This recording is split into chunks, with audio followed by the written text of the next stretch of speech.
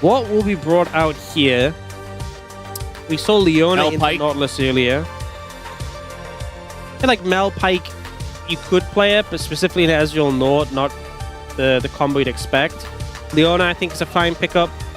Very tanky, especially compared to Nautilus. Can dive in with the team, and it keeps that bot lane pick open for Pays. See a bit more of the composition and see what you want to go for. Ziggs honestly would be fine in this situation because you can just throw the ult on top as the Vi ults. Provides a lot of threat, and Ziggs, really hard to play Cassiopeia as Ziggs because if the minefield's down, you can't approach. That's the hen though, as you said, gonna come through, pick that Perfect is comfortable on, and will thrive against guaranteed 4 melees. Probably only 4, but we never know. Pays did play that Silas bot. And now gonna see what will be the jungle pick. Right now looking at a potential Pantheon. Yeah.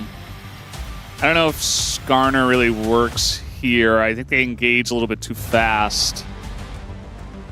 Thinking about the Pantheon for a while. Very hard to hit Akali with a Skarner roll. Yeah. But the Pantheon's going to come through. I don't think Pantheon's altogether the best into T1's composition, but when you get into some of those fights, you have the point-and-click CC, you have a lot of early pressure to set up your lanes. And to be fair, Pantheon does so much damage when he's spamming his tap Q, it's going to be quite a problem. What, though, is Pays going to pick here to pair up with the Leona? I'm kind of feeling that it might be a mage, and it looks like he's going to go for the Victor. Pick that he feels very comfortable on. Has a lot of wave clear early, has a lot of pressure early as far as mages go. You know, a lot of mages in the bot lane are like, we need Lost Chapter to come online, but I feel like the Victor, even before that, can be a bit of a threat. Up on the rip for first game of the Telecom War.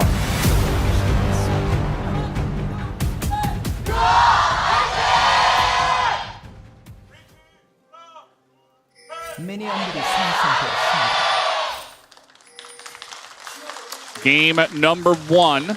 As we start off here, the ward is already coming down. As they went for a bit of an early play. Did KT on the level 1. Not going to find anything, though, outside of the ward. And I believe that is Doran's Ambassador skin. So yes, bringing out his own skin. Some players on T1, not a fan of bringing out their own skins or any skin. Obviously, I'm talking about Faker, but Doran having the chance Thanks for clarifying that. to bring out his own skin. I mean, something like Keria, I mean, everyone plays Keria's Bard skin. I feel like this. Yeah. Like, sometimes we see the snow one with a hot cocoa, but it's usually Keria's Bard across the entire league. Faker's Ari as well. I feel like everyone played it apart from Faker. But Doran's like, yeah, you know what? I did win Worlds. I will bring out my Ambassador skin.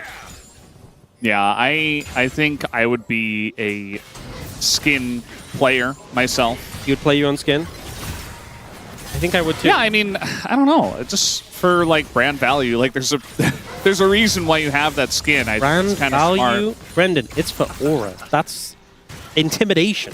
Well, I feel like if you're playing too much into the the idea of like I'm super cool, I won Worlds, look at me, I'm great. That's a little bit you're like kind of losing aura in that way. But if you're like, no, I want to sell my skin and I want to be like, hey, I am I'm kind of a big deal and you should respect me because of that. I don't know. The more I talk about it, I'm like, it's kind of the same thing. So yeah, I think you've gone a little bit too deep on this one. It's similar. I think it's okay. I would use the skin. Thank you for confirming. What about you, Ox? Would you use the skin? I said already, yeah. Of course I would. Yeah. For aura?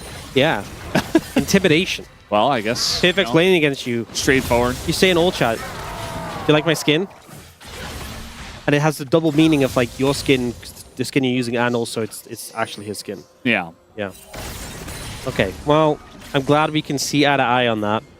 Right now, you can see the early pressure from Fenrir here on the Ezreal. Obviously, very strong in the early levels. We saw last series that work out to great effect. But so far, Hayes doing a pretty good job of keeping up on farm. Mid lane, it's a battle between BDD's mana pool and Faker's health bar, which will run out first. BDD's mana pool. Now looking for or maybe it's BDD's health pool. Didn't expect that one. Keria was also there. A little bit away. But if the CC had connected, maybe you get an E-flash come in. So good flash from BDD, but a big pickup already for T1 to have that flash down on the enemy mid laner. When Faker gets his ultimate, a lot of kill pressure onto that Cassiopeia. BD goes back. Doesn't have a tier. He's just going for the Catalyst first. And is able to accept that big wave. Top lane, we saw Kian do a number to Frog in our first matchup. In this, in the opposite side of this one as the Zahen. And then if we had player of the game, he would have won it. But it was player of the match, and Scout won it instead. But yeah, the Zahen feeling pretty comfortable. There's an exhaust on to Paze, who's going to drop the stun here straight on to Effort, who now doesn't have his Aftershock, and he's a level 3 Nautilus against this Vi. As the flashes come out here, flash stun forward from Keria is easy work, and that'll be first blood handed over on a silver platter to Paze, as Fenrir says, how about a little extra? Tries to go for the kill, and just dies to Oner! And he has egg on his face, and that'll be the end of the bot lane. And you guys might have thought that was super close to him taking down Keria. Keria still had heal. Still had gas in the tank. A perfect bait in. And what I think was so crazy about this play is the fact that T1 at no point seemed even slightly panicked. So I think a lot of players would just flash early here. But no, Paze is like, I have my backup. They cannot kill me in a rotation. I have the gravity field to set the play. Oner with a little bit short on the flash here to land on Effort. But Keria commits the Q cooldown solo on Leona to take it out to Paze. Great patience, knowing he doesn't need to flash. But then here, look how low Keria gets. Still holds the heal, has the Eclipse up, knows he doesn't need to use it. But it just shows you how guaranteed his life was there. There was never a world where he goes down and T1 pick up 2 kills on the bot lane. And typically, we know that the Victor's going to get strong as the game goes on. He has a Lost Chapter now, has that mana pool to play with. But the fact that Ezreal pre-face back when he has a lot of power, ends up down 2 kills in the lane, feels really bad. Like, you're coming back to lane with Tyr and the Fairy in a bottle. Yeah.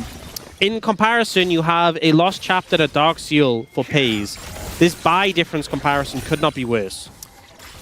Yeah, and, you know, outside of the kills and the extra gold that Paze gets, this is kind of just how the bot lane is functioning nowadays, and why we're seeing some more AP carries is just, you know, you get your Lost Chapter, and you are so much stronger than the AD carry for a long time, especially after that first item spike. Now, Perfect hasn't lost on Zahen yet. Yeah. Until, well, we'll see what happens. See last game, when the comp doesn't have the DPS to cut through, yeah. When you don't have the DPS to cut through, and even then, they had a comp with a lot of DPS. It was like a Cassiopeia and a Sivir, and they still couldn't cut through perfect. So this composition from T1 has a lot less DPS. They may struggle if perfect gets ahead, if he gets some momentum in this game. That is the point I'm very concerned about for T1. But so far, bot lane in a great spot. And Faker now with the ult available. When BDD has no flash, it makes skirmishing around mid, contesting, dragon, things like that, pretty difficult, even though BDD has the prio. Because even though he can move first, if Akali shows up after and ults onto him, he might just be cooked. Yeah, just got to play it so carefully. It takes a lot of pressure away from the lanes, which is just where we see a lot of games won early on, is that pressure. As in goes Faker, there it is, the Miasma is off to the right, just trying to help against Oner. The ult comes in, but that is going to be the Vi connecting. As in comes Cuz, though, on the play here, and is going to take down Oner as a heal comes in. A stun from Keria, and eventually he does land the Q, but making it interesting is Keria. I think that would have been absolutely insane if we had a situation where Cuz was not able to secure that kill, not able to finish it off.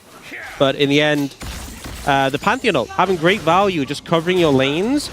And Cuz has a pretty sizable farm lead as well. He's just been farming, I'm focused on that. Oner's trying to impact the map. And we see this Miasma come down because he had vision of Oner coming through. And he's like, look, I can live just the Akali. I need to slow down the Vi. And it does end up buying enough time for Cuz to get in. The heal from Keria allows Oner to do some fancy footwork. But ultimately, the Q cooldown does not come up soon enough. He's not able to dash away. And a great turnaround play from KT. And now BDD has flash again, so he's going to feel much safer next time they go for a play like that. Yeah. He's going to have flash. He's one step closer to the Rod of Ages. He can get that stacking a bit early. As here comes Cuz. Stay one step, but he slithers, so... Yeah. Not sure where I was going with that one. I should pay attention. Here is Pays, who is 1v2, trying to take out Fenrir somehow, but is going to flash the opposite way. He gets his Q for some movement, and Cuz still has flash, and here comes BDD. So eventually Pays dies, surely. Yeah. Just going to drop a stun, hit the Gromp, and now he will die. That'll be a shutdown given over to BDD. This Pays goes for a wild walk. Not sure about the decision to commit the flash there. I don't think there was any world you're really getting out. You can buy time, but what are you buying time for? And it's not like T1's really doing that much of the map. You do at least have TP to get back. But yeah, I think ends up beating the Summoner. I think probably should have just accepted the fate. Does now come back to lane with the Blackfire Torch and is 900 gold up still on Fenrir. Critical thing, maybe, I don't think this played into it, but he did deny any kill or assist gold from the enemy Ezreal. So his lane's still in a decent spot, although that did end up giving a kill over to BDD. And Pays maybe thought, well, that's your problem, Faker, not mine. Yeah, I mean, Faker's gonna take a while to just farm it up.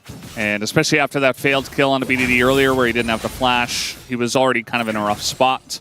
Obviously not good to give kills over to the first pick. Cassiopeia in the hands of BDD, but as you mentioned, Pays maybe not going to care all too much about that, as Victor generally going to be pretty happy into that champ. And Doran's doing pretty well up here in the top lane. Has just a natural small lead. Of course, top lane, so for now, especially with no item completed, just kind of hitting each other with no big lead generated so far. No dragon early either with all this action we've had. Both the earlier games, was about a 9-minute first dragon, which isn't the earliest, but haven't seen that come through yet from KT. Now they are looking to make a move over, controlling the area.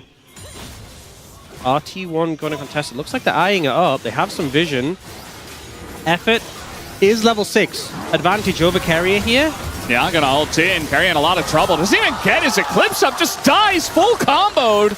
As KT sets that up and picks up the kill. That's the early Ocean Drake over the side of KT2. Just great moves there, specifically by Effort to play around the Banana Brush, lack of vision, engages onto Keria. He knows him having level 6 and Keria not, gives him such a big advantage.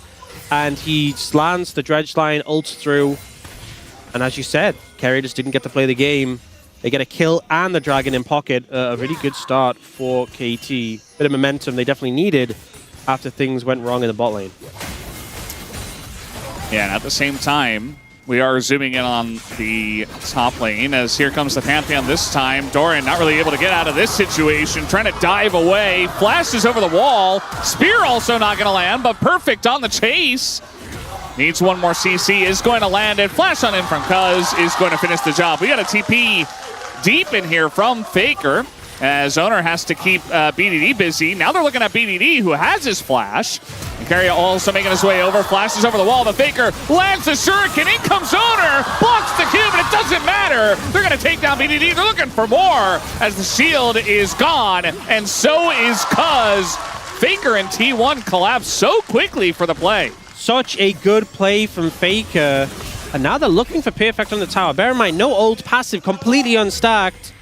Oh, and a TP too. Oh, they're committing another member. Doran with the Eclipse coming in. And they have so much time. I mean, BDD no TP, Cuz no ults, like Perfect's just dead. The question is who gets the kill? And it will go to Faker. And very well deserved. 2-0 on the Akali. I also just think the fact that you want to leverage in these power spikes, Sundered Sky for the Vi, Gunblade for the Akali, they end up going with this initial play on Doran, and they have to commit so much to get him. So initially, that's a great knock-up from Perfect, and then he goes over the wall there, gets like max distance on the ult. They both have to flash to get him, and that's the point where we see Faker commit the TP. Now, KT could have just sacrificed BDD who's running up, but instead, they try and save him, and this is when things go bad. They're like, hey, we can catch Faker here. BDD has vision, but this sidestep from Faker is so good, and it allows the follow-up, and the ult from Oner knocks Cuz back. So now he's dead as well. So they get, you know, where it was just one person out of position, it becomes two, and then the follow-up players, they also get perfect. And I think KT just need to kind of cut, not even their losses, just take an even trade. But instead, they try to salvage it, and they end up losing far, far more. It's the way it always works. I mean, a game of inches at times, League of Legends, and it feels like sometimes you just have to take the small loss or the equal play, as you were saying. So now, after giving that away, T1 are 2,000 gold ahead. Now, Keria's in a lot of trouble here, has the Eclipse up this time around, but they're just going to give him away, as he has other thoughts about that, though. He's going to try to flash, and down he will go. BDD picks up the kill.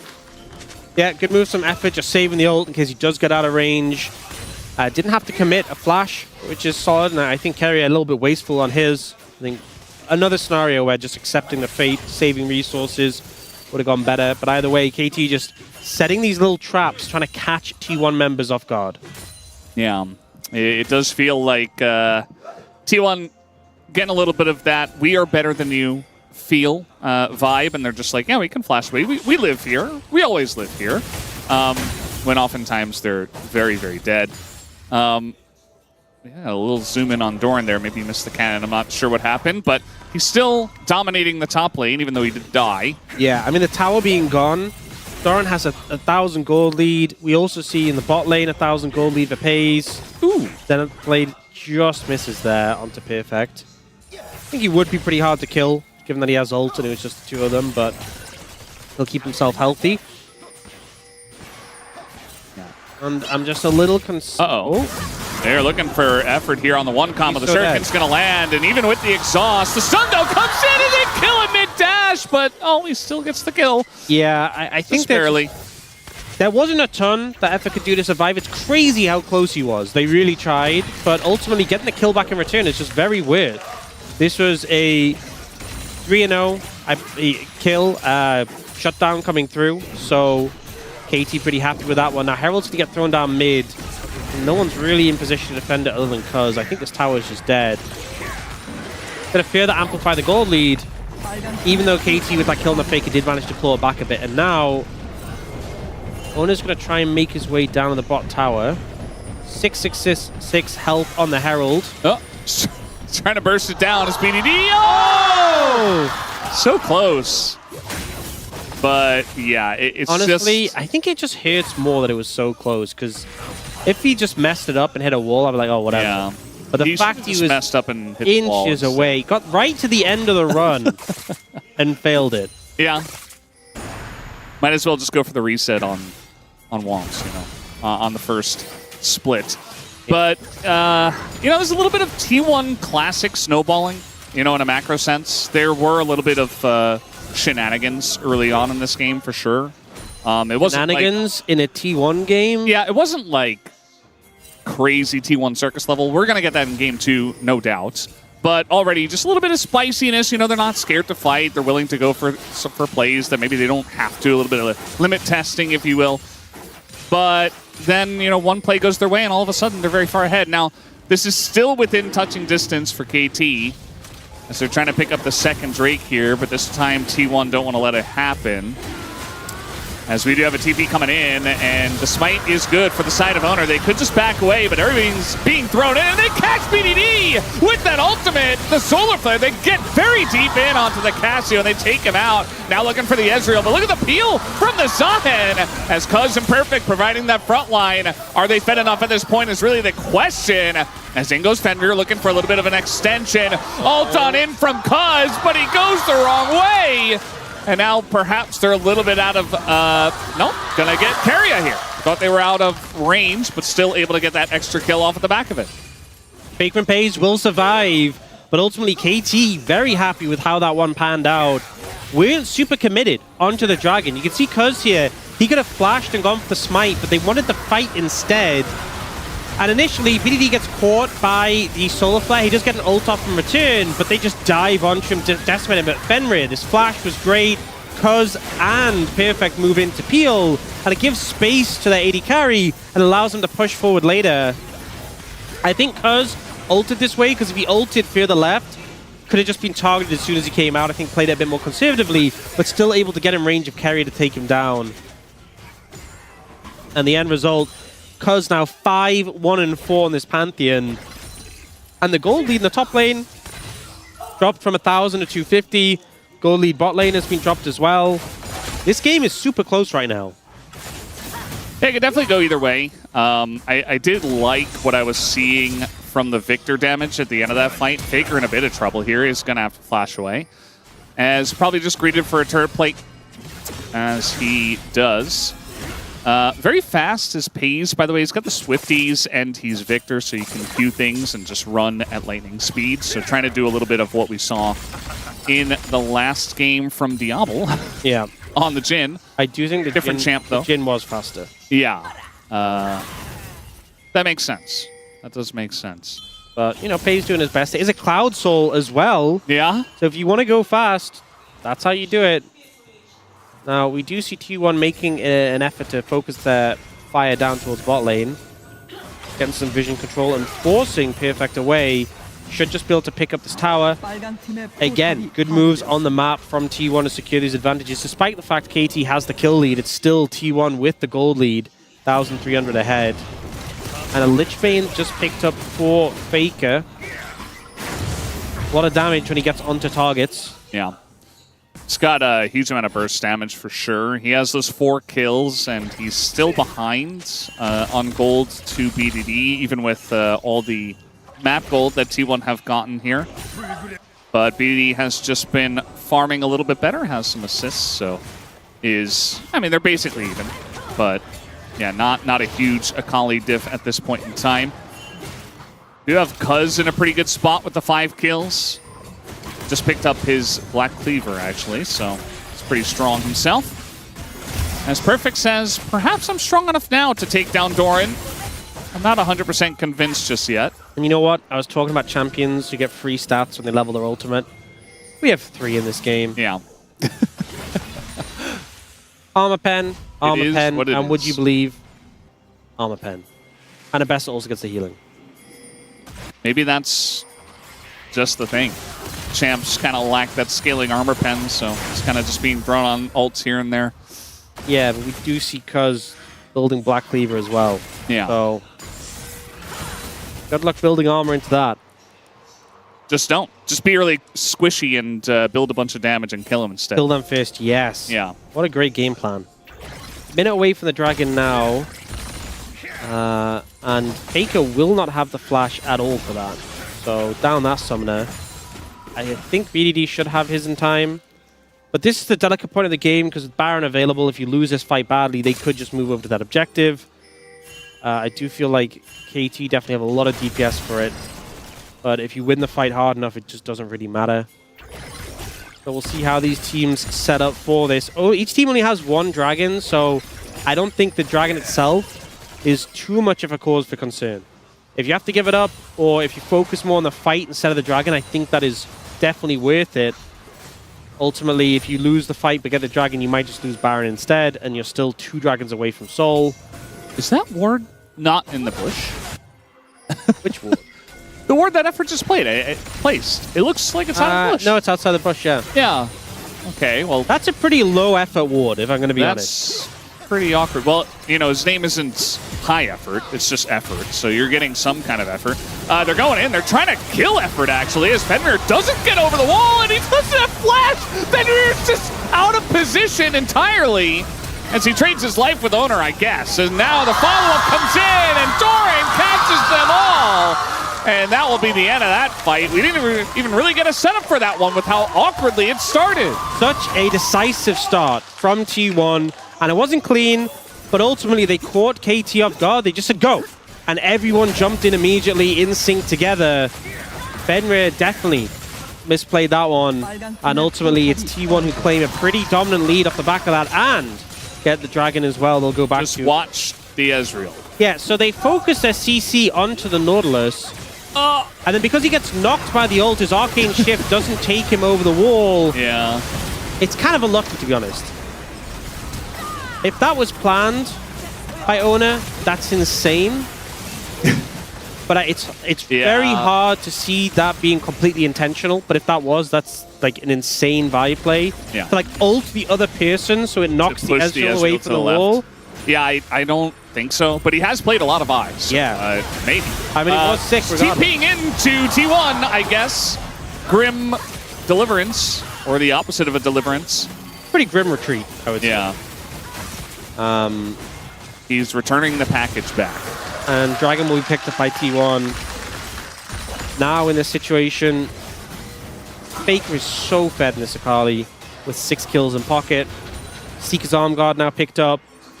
And this is a very momentum-based game where ultimately T1 can just very quickly start a fight and explode members of KT. And if KT cannot withstand that, they will just fall over.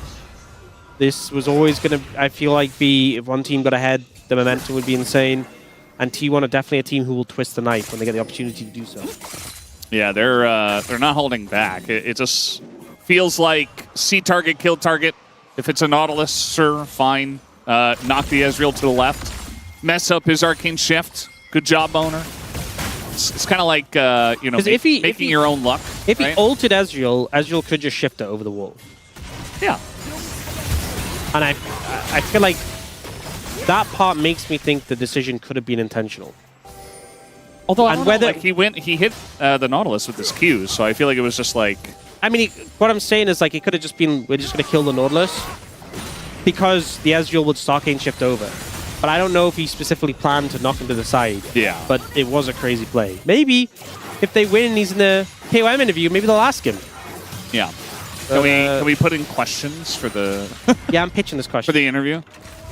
Look at this TP from BDD. He's like, oh, I'm a little bit too far pushed up. I have to TP back. Okay, what would you in that situation? If you got asked about that play and it wasn't intentional, we'd be like, yeah, of course it's intentional. No, I would... I would never say it. Yeah, I'm him. If it weren't. I'm him. Got a public execution here, and to be honest, I don't think Perfect has the kill pressure that he thinks he does, especially with the rotations coming over, and the fact that it's Ambessa with 2.5. And you know what? I was asking that question, but I think Oner is also another person who wouldn't answer that. He's just showing off. You want to see it again? Yeah, he's answering our question.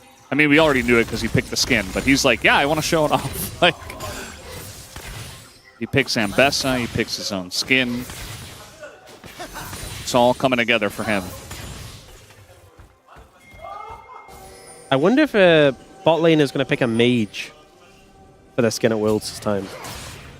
If this is still the meta by that point. I don't know. It really depends on who wins, you know? Like, if it's Ruler, I think there's a 0% chance, right? Like, he's just going to pick whatever AD carry he played throughout the tournament. But if it's someone like Pace, maybe he does. I think it really just comes down to the taste of the player. It would tell the story of the year, I think, better. Like, oh, remember this year when there was mages in the bot lane? Again. Actually, that year that we had mages in the bot lane, it was a little bit more than a year, actually. Maybe it was a little bit less. You're supposed to know this, Brendan. You're the classic guy. Yeah. Step it up. This is why we need Papa Smithy. So in the patch... he would be like, yeah, I remember that game. I need to be able to ask you. So Season 7, patch 13, what was being played? What did the LCK look like? Probably the LeBlanc. I mean, prior to the... Unless she was being banned every game. Yeah. Which she was. I don't want probably, Brendan. You got to be more decisive. You got to be more confident. Just say... Season 7 was 2017, right? Yeah. So yeah, that was my first season back to League of Legends in Korea, and that was, Red Side LeBlanc ban every single game. Yeah. I mean, I remember... It's also very slow meta. I remember Worlds that year. The Malzahar into P1. We are reminiscing a bit. Dragon is up in a minute. 2 dragons already in pocket for T1. I don't think they need more movement speed for them to win this game, but it certainly would not help KT's chances if they were to get the soul. That being said, will they be able to contest them comfortably? It seems pretty difficult right now. A lot of control on the map currently, keeping KT away from this river, from this dragon. Looks like they're going to try and push up mid and contest a bit. GA for Oner. Puz also does have his in pocket, so the jungler's going to be a bit more aggressive and play a bit more forward. But right now, it is a pretty sizable lead for T1. Yeah. it's not like a straight line in their favor on the goal difference graph, but it is a trend where it's going in a certain direction overall. I think, mid lane, both of them have a couple of items, Seekers and some components. Junglers are on parity in terms of items.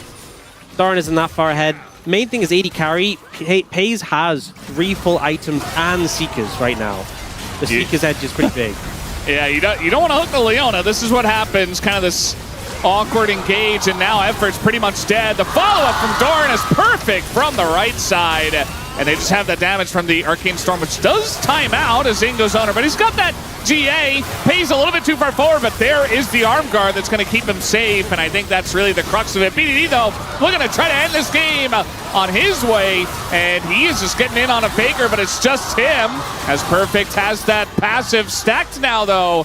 And Faker goes golden, but straight onto Miasma. And perhaps this time, T1 went a little bit too deep as the circus music is playing already. He's trying to take down BDD, who has his own arm. And he takes them both down, or at least baits them in. Triple kill for Cuz, and KT are right back in it. What a crazy fight from KT, and the momentum from T1 just could not continue. This fight looked like KT was starting off on the back foot to such a large degree. We get Effort CC chain down, starting to get melted, and they're looking for that reset, but the kill doesn't end up really doing much to change the outcome of this fight. We see KT kind of away. The Arcane Storm fizzles out before getting any bigger. They buy time, and Perfect buys so much space here. They focus him down quickly, but he's just going to revive, and BDD going aggressive here, committing to the play. We see Fenrir following, and even though he does go down to Doran, they're just running out of gassing the tank at this point. It's sustained DPS. Survivability from KT. BDD going aggressive here is crazy, by the way. But able to kite Paze out, who tries to finish off Perfect. Misses the laser. BDD, look at his health! The timing! Oh, what plays, honestly, from KT here. BDD in particular, always a show with him. And Cuz as well in the Pantheon. Looked like he was just going to go down in his GA early in that fight, but able to buy time, get into a more comfortable position to retake the fight. Well, very interesting and fiery fight we had there in the KT jungle. And that's what sometimes can happen if you overcommit. The beginning of that fight, though, looked totally fine for T1. Like, they get the pick on the Effort. The Ambessa comes in from the right side. Cuz gets pretty low. But then they just chase a little bit too far. And if you give Cassiopeia enough time, Zahen enough time, you can lose in a very extended fight, which that one was. So you got to be very careful. You have to respect KT if you're T1. But, oh, nice dodge from Cuz. Sometimes can be difficult for them. We've seen so often Olaf be the big pick into these lower damage mage compositions. Zahen filling a similar role where they just can't kill you twice. And with Olaf, they can't kill you without CC. Faker, though, might be in trouble. Very deep on a Faker here, and yeah, he's going to go golden, but he's just dead. I mean, there's no way for him to get out of that one. They throw everything in the kitchen sink at him in the mid lane. Yep. And Faker, he holds on to his flash. He's like, no, I got the Shroud, I'm fine. But Cuz lands the stun, and the follow-up is there. Doran has just been pushing top. Now, they will be able to get a lot of damage done to these structures. They're not going for a team fight contest. And he's not even going to try. Not even going to bother. So, T1 making the best of a bad situation. Just going to pick up some gold there. Now have to get out, though, which is not a guaranteed situation. Okay, they're just going to walk to the south side of the map. Strategy never fails. KT were like, oh, okay, we don't want to fight you. Just please leave peacefully. Yeah. So Baron in pocket for KT. We'll see a replay of this fight. Pantheon comes in. He's in the Shroud.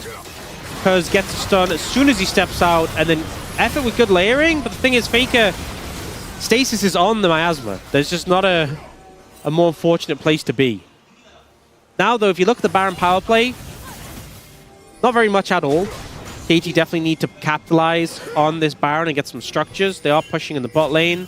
They do have Perfect covering mid, and he does have TP. So, a lot of gold in terms of structures to be able to be picked up here by KT. Yeah. Like, the team gold is dead even right now. Definitely tip that in their favor. on one hand, you could put Pays in the lane that's being pushed and try to clear the waves as the victor, but you're just not safe enough, especially with the way T1 are playing on the map. So yeah, they just put him mid. Ignoring the problem. But this is something that in my life I've done very many times. How's that worked out for you? Not so well. You're doing pretty well, though. I don't know. Like maybe in the long run it has worked out. Maybe. You know, just don't make too much of a bad situation, is what I like to call it. Yeah. Right? You're like, this isn't going so well. They're pushing this lane. It's difficult to deal with. It'll work itself out. I'm just going to go to another lane. Somebody will handle that. It doesn't have to be me. It would be uncomfortable if I was to go into that lane. Yeah. Let's just farm in mid or top instead. I can respect the approach. As I said, it's a line of thinking I've had many times. You lose your inhibitor, you get it back. It respawns. It's okay. True. Yeah. Some things in real life that doesn't work that way. But at least in League of Legends, T1 say, well, I can do this. They're actually looking for perfect here, going very deep down the lane. He just Grim Deliverance is out, and yeah, no ult from Doran is going to connect, and now the collapse comes in, Cuz with the punish. Gonna take him down to his miasma, and that'll be the end of Oner in this fight. They look for the pick. Maybe they get effort here, as the Shuriken is going to land, and Faker's thinking about it, does go in. Big ult here with the depth charge, and now the chase is on. They take out the Nautilus, but what about the rest of the fight, I do wonder? As they're looking for Fenrir, he's very isolated on the left side. Faker, no! He's going to miss! And Pays is left by his lonesome. Left to the dogs, and now Faker gonna be sniped out by Fenrir, who just outplays him in the bottom side, and the fans can't believe it. 4 strong with Baron. It's only Doran and Keria. They might just push for the end here. Yeah, I don't see a way that they can clear these waves. Keria and Doran going to try to put their face in it. At least there's no Baron left. We'll have to wait and see what they can do. Although the tower damage is huge. The first one is already down, and they can't quite kill perfect. They don't quite have the damage. As there's the knockup, Doran goes down to his GA. And they still have a wave. Oner's here, just trying to keep the dream alive. In goes Doran. Nearly takes out Fenrir, but he lives until the very end of this game even. As down will go the turret, and down goes the Nexus. KT ROLSTER take down T1 in the first one.